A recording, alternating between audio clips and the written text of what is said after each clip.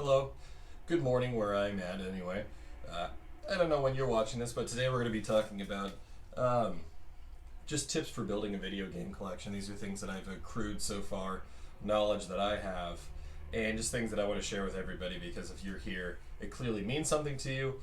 Video games mean something to you, and whether it's, nostalgia or if it's just you never played those games in the past, but you have like a nice wanting to preserve history, like maybe you fall in love with video games now that you're older and you want to go back and get all these things and keep them safe from maybe grubby hands that either want to sell them for exorbitant amounts of money or people that would just not take very good care of them and you know that you would. This is for you.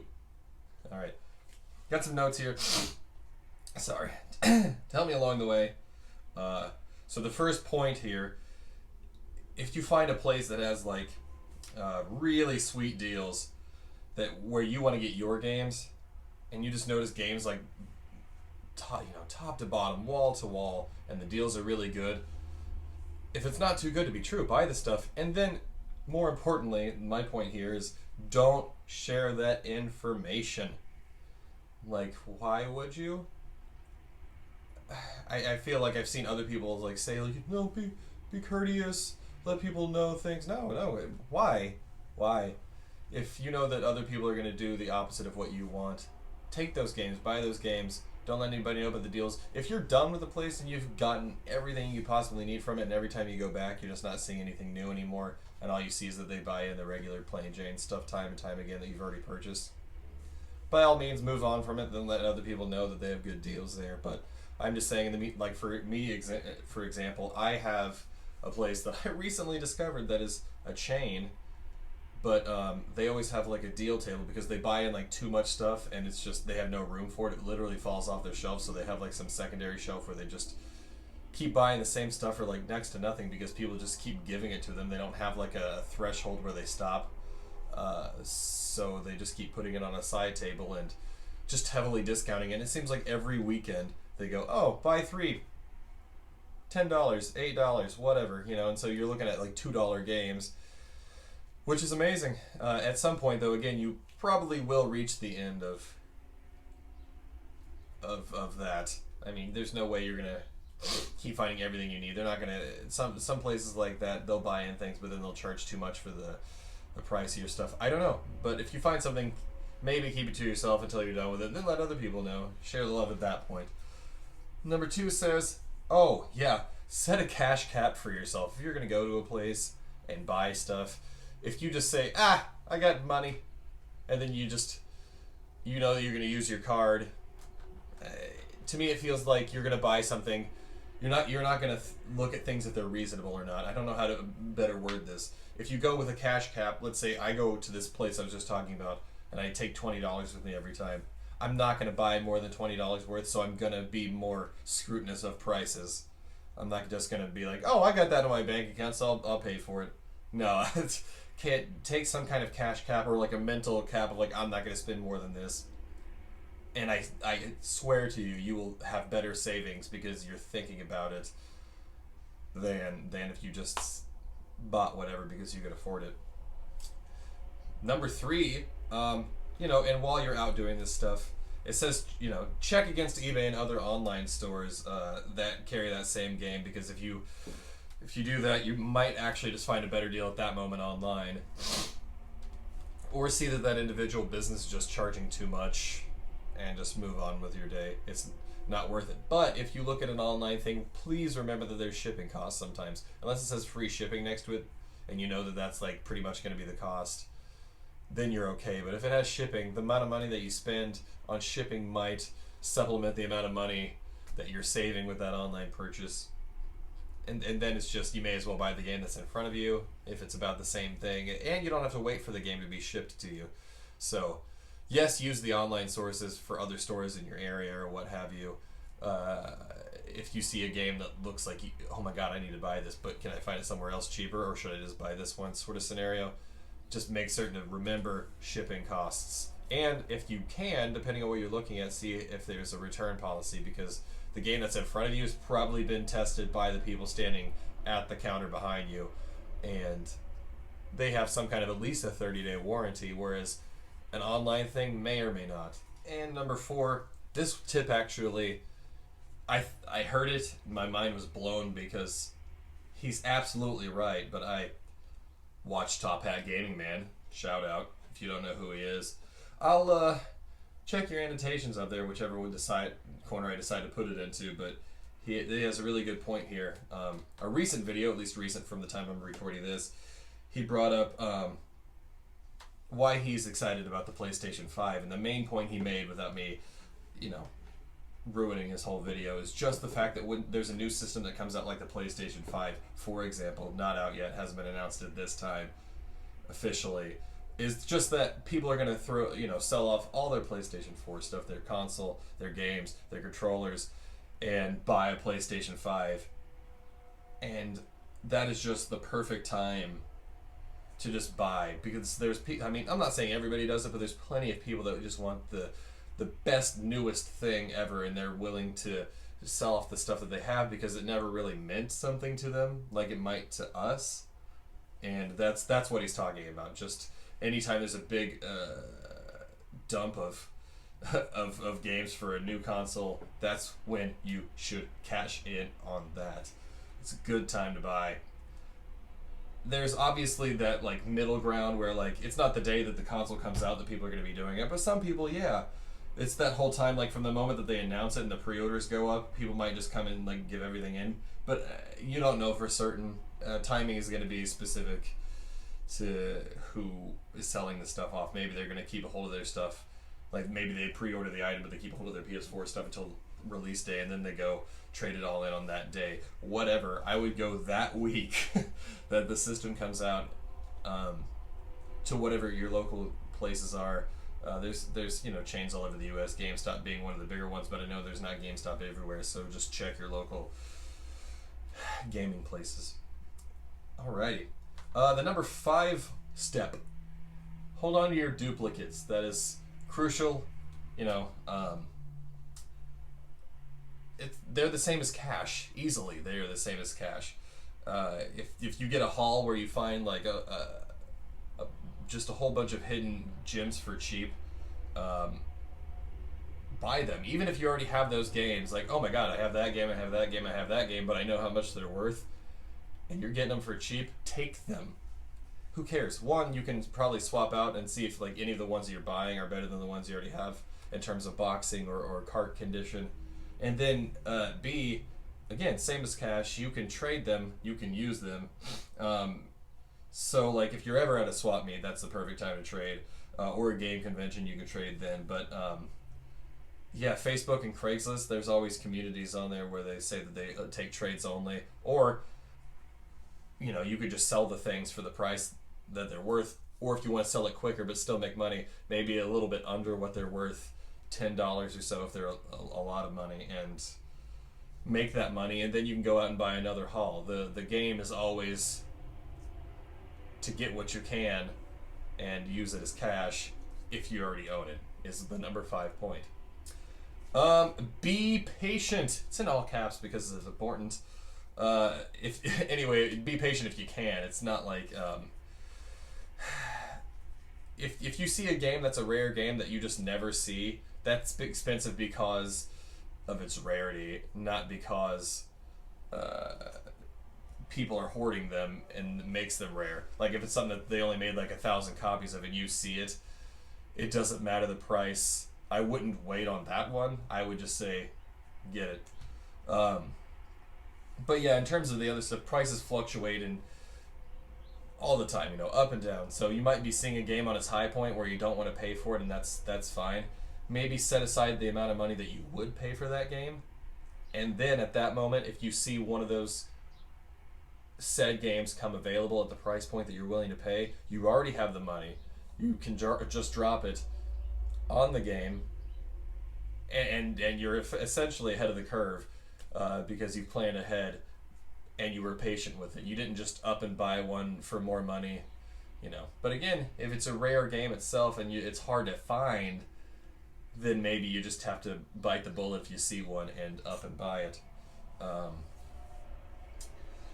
And I gotta swipe to the next screen. Alrighty. Let's see here. Yeah, I go on to say some games are high no matter what, though, and that sometimes it isn't a matter of waiting for the price to drop, but it's more waiting for a copy to come available, and then that's when that applies. Um, yeah, good number 6 tip. Just wait. Be patient when it comes to expensive games. Cheap games, you don't gotta wait. Oh, there's a $2 game. Oh, I'll do it next time. No, I'm talking about the expensive games. I probably should have specified that at the beginning. But it's still a good number 6 tip. Number 7 out of 10. We're getting close to the end here.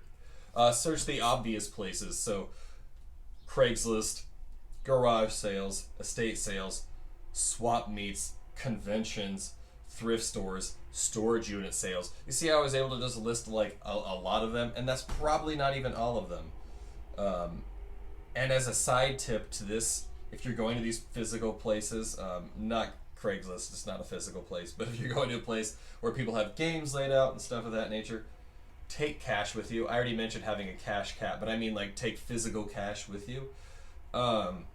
Because if you do that, the seller gets more back because they don't have to swipe a card on the side of an iPad or a phone or what have you. But that takes more fees from them essentially, and then you subsequently have to pay taxes, so it hurts the both of you. But if you're taking cash with you, they're more likely to give you a deal on it, because if you say like, hey, this $50 game, would you do $40 in cash right now? You don't know how long the game has been sitting there, so they could say no, but in all likelihood, as soon as you say that you have cash, they're probably willing to do that because they bought it for a lot less than 40. And if you had just said, hey, can I buy this game for 40? And they said yes, they know that they're going to get even less money than $40. So cash is very, very good incentive to getting people to conceivably say yes to discounts or haggling. So that is a nice little pro tip. On to the next page. Number 8. Network with other collectors in the area. And I'm not saying like tell them all your secrets or ask them theirs, because you're all out for the same thing. So, but what you do want to network on is meeting with other people maybe once a month or once a week or what have you, and really just trying to find a time that you guys could have a swap meet. Maybe just like one of those things where where you just put games in your trunk and pull up in a parking lot and you all face inward with the back of your cars open and you all just visit each other. Maybe take 2 people so you can have a friend watch your vehicle and know how much you would want to sell things for. But if somebody wants to haggle, they can like flag you back over. But if not, then your friend just takes the money on your behalf, and that gives you a chance to go to the other vehicles. Friends find it fun because that means they get to do stuff out of their ordinary, because most of our friends aren't collectors. And it's just a good way to see what other people have. They're probably going to bring duplicates, and yes, they're going to know the value of things, but they're very inclined to give you a deal because A, they need money to go get other games, or B, they will be willing to trade with you for your games, and you get new games and they get new games, and there's no taxes, and it all really just works out. So network with people. Facebook groups are a great thing, and then you find other people. That's another pro tip. Number 9, buy in bulk if you can. This comes back to the duplicate thing. So some people just want to purge the crap that they have. Like maybe it's been in their house from their like son who like went off to college and now is like a 30-year-old dude, right? It might cost you more than you want to pay for a bulk box, but if there's duplicates in there, or just way too many games and you only really need like 3 games out of it, you can turn around and sell that. Again, same as cash. It's not anything that's going to burden you. But if you're only needing 1 game out of the box, that's kind of your call. If you can't afford to buy a bulk box, maybe leave it for somebody else and just keep moving on to just finding the 1 game that you're looking for. But it's your call. If you've got the money, I recommend it. And it's a short, sweet step. Buy in bulk, buy in bulk, buy in bulk. Number 10, the last one. Are you ready? If you buy something from someone, be courteous. Like if you walk up to a table and you ask somebody the price of a game, and you know that the game is $40 and they say $70. Okay, stop. You don't have to freak out on them. You don't have to be rude about it. Just nod and go, okay. Yeah, I understand. You have no idea how much they paid for it. You have no idea what like physical actual condition it is. Maybe most of the time when you see that game online for $40, it's just like duplicates or rarities, and you can't really check online like you can in person. Be courteous, even if it's just like the guy's just being a tool for the sake of being a tool because he thinks he can pay too much money. Just say okay and walk away. It's not the end of the world. It's not hurting you to not own that game. It's just a game. These are just video games. It's just collections. It's a hobby, or it's for playing. It's not. Don't get upset at him because somebody else at that convention that you're at where you see that, or at another store will have that game for cheaper, and you just got to go over there. There was a time I went to a giant flea market. In one side of the flea market, there was a booth that had tons of PS4 games for probably the price that GameStop was selling them for. And then on the other side, there was just a little pawn shop booth at that very same flea market. And they had games for like next to nothing that were PS4 games. So was I rude to that person? No. What can they do? You know that they're just sent out there to do the stuff. And even if they're not, don't be rude to them, because here's the bottom line. Word of mouth is going to bite you in the butt. That guy is going to say something to the next booth, and it's going to pass around telephone style before you even get to the other side, and they know what you look like and can point you out. B, if you're ever going to see these people again in the future, you're not going to probably remember them, and they might not remember you, but if they do, they're just going to say like an exorbitant cost on every game. Like if you see something that's $20, be like, oh, actually the price just went up online, so I have to sell that for a higher price. Like they're just going to do something dickish because you were dickish. Don't do it. There's no point to it. None at all. How is it an insult to you? I can't believe...